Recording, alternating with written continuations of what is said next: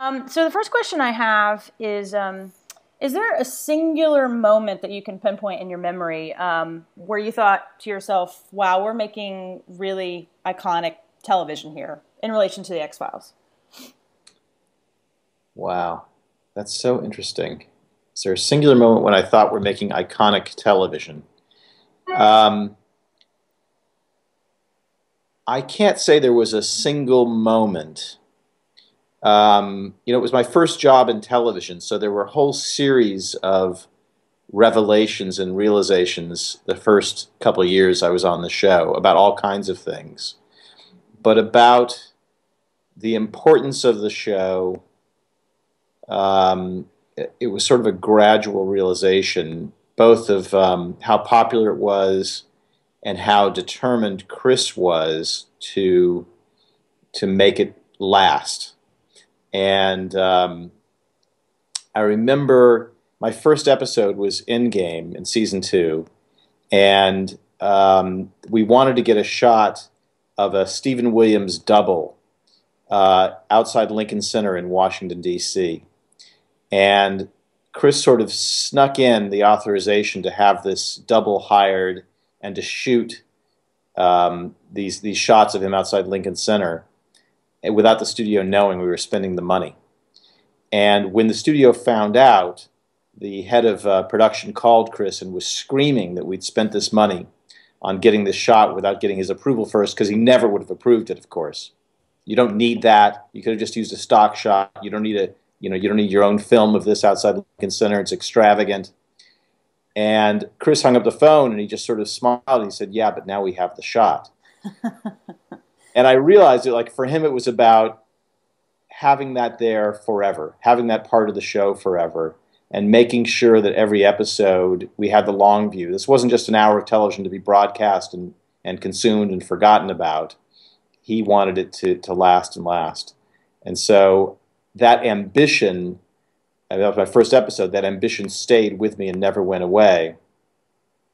But the popularity of the show, the reach of the show, that always seemed very far away from us and from what we were doing and the day-to-day problems we were facing. And it continues to sort of surprise me. Well, moving on to Lone Gunman now, there's been a lot that's been said about the 9/11 similarities to the pilot. Since that's been over a decade now, is that something that you still think about? I still do think about Lone Gunman pilot and the similarities to what happened on 9/11. And, I still think about conspiracy theories, storylines, and how real world events get woven into the narrative of things I'm writing now, like Hunted. And it troubles me that we wrote that in The Lone Gunman and we weren't prepared for something like that happening in real life. And the things I'm writing about now in Hunted, I kind of feel the same way. I feel like even though it's fiction, there's some truth to them. And I kind of I want the world to think about these things and be prepared for them. So yeah, I do. I mean, it's been 10 years, but I still think about that Lone Gunman storyline, from time to time, and am troubled by it. How many shows were you guys collectively working on at the height of everything? Was it 2 or 3? Well, I think the worst year, the most miserable year of my life was season 4 of the X-Files, because that was the same year we were doing season 1 of Millennium, and we had to devise and write and start prep on the X-Files feature film. So that was 2 full-time TV series and a feature film, and that was brutal. But then from that point on, I don't think there was a year until the last year of the X-Files, maybe last year and a half, when we weren't doing at least 2 TV series at once. Because after Millennium, there was Harsh Realm and The Lone Gunman. So yeah, it was always a lot of multitasking. So for that brutal year, what was the toughest part creatively? Because I know that that's something that a lot of creative people struggle with is, trying to do it all and trying to continually stay creative when you're working on so many different things? I think the toughest part creatively for me that year was Millennium, actually, because X-Files, I think season 4 was a really good year for X-Files when we were still growing and finding things, and it was hard. But Millennium, I felt like we were giving birth to this new show, and I was determined not to compromise and to have it be as good as it could be. And there were a lot of debates in the beginning of Millennium about what the show would be. And, would it be Serial Killer of the Week? Or would we, in the beginning there were talks about, well, one episode is going to be Frank's point of view, and the next episode is going to be Catherine's point of view, and there were all kinds of really radical ideas about what the show might be. And we were also working with a bunch of people on Millennium that first year that I didn't know and had never worked with before, and neither had Chris. And so trying to manage that and be happy with the work was really challenging. What is the biggest difference, moving on to, the current time, what is the biggest difference between making TV in the UK and making TV here in the States? Wow, there's so many differences between making television in the States and in the UK because, you realize when you leave the United States how vast our resources are. There's so much money to produce a television show in the US and so many people. And the system is really well organized around the showrunner, the writer-producer. And it really functions pretty efficiently. You get a huge amount of work done in a very short period of time with almost military discipline, everybody sort of understanding this is the chain of command and this is how decisions are made. And you come to the UK, and people here are incredibly talented and they do beautiful work, but the way of working is far more idiosyncratic. There's a lot fewer resources, a lot smaller crews, and the schedule is much more spaced out. So it takes a lot longer to get things done. And also there isn't the showrunner system. And directors have a huge amount of influence in British television. It's more like making an independent feature film. But even with the influence of the director, the individual department heads have more autonomy than I'm used to. They have the expectation of being able to have a greater say over their departments. So, which in some ways is a really good thing, but it's a huge adjustment. And I think the biggest thing for me this past year has been just learning all this, because nobody tells you before you come what's going to be different. There's so few people, in fact, who've ever done this, who've attempted to make the transition from Hollywood to London. So it's been a huge learning experience for me.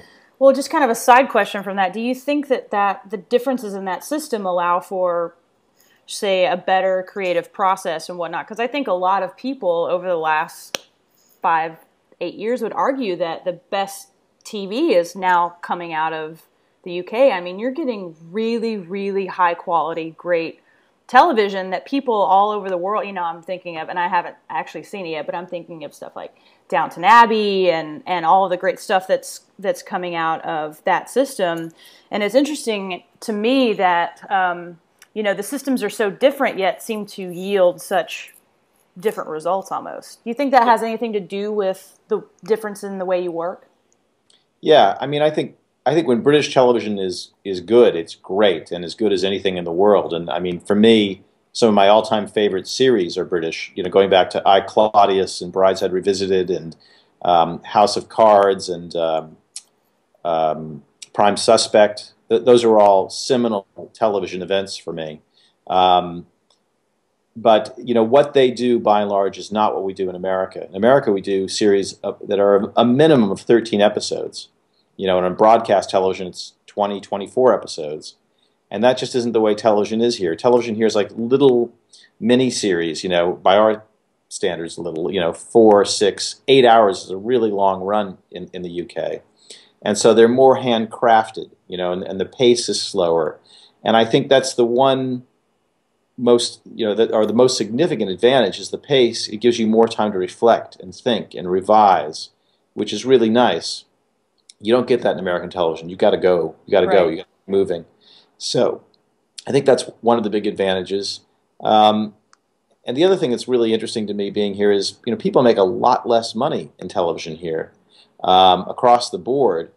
So they're doing it just because they love it. That's the only reason. They don't expect to get rich or terribly famous, or if it happens, great. But that's just not part of the equation. Whereas in Hollywood, it's much more expectation and ambition that you're going to have a level of financial and success and fame that you just it's not part of the thing here. So it's there's something to be said for both cultures, and I think if I stay here, I hope I can sort of draw the best of both worlds together. What can you tell everybody about Hunted?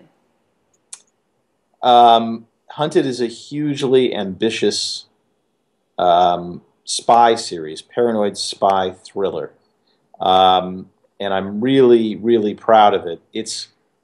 I always say X-Files was incredibly hard. It was. This is the hardest thing I've ever done. It's really, really hard and dense, but it's the type of television that I like, which is you've got to pay attention. You're rewarded for your intelligence. It's got layers. I think you can just sort of enjoy it, on a popcorn level, but there's also a lot going on beneath the surface. And I'm really proud of it. You never know what's going to happen. You send something out in the world, God knows. I don't know if people will like it or critics will like it. Who knows? But I feel really good about the work, and so that means a lot. And so we don't have a premiere date or anything yet, right? It'll be sometime this fall. I mean, we know it's going to be on Cinemax at the end of October. The BBC, we're still waiting to hear. All right, awesome.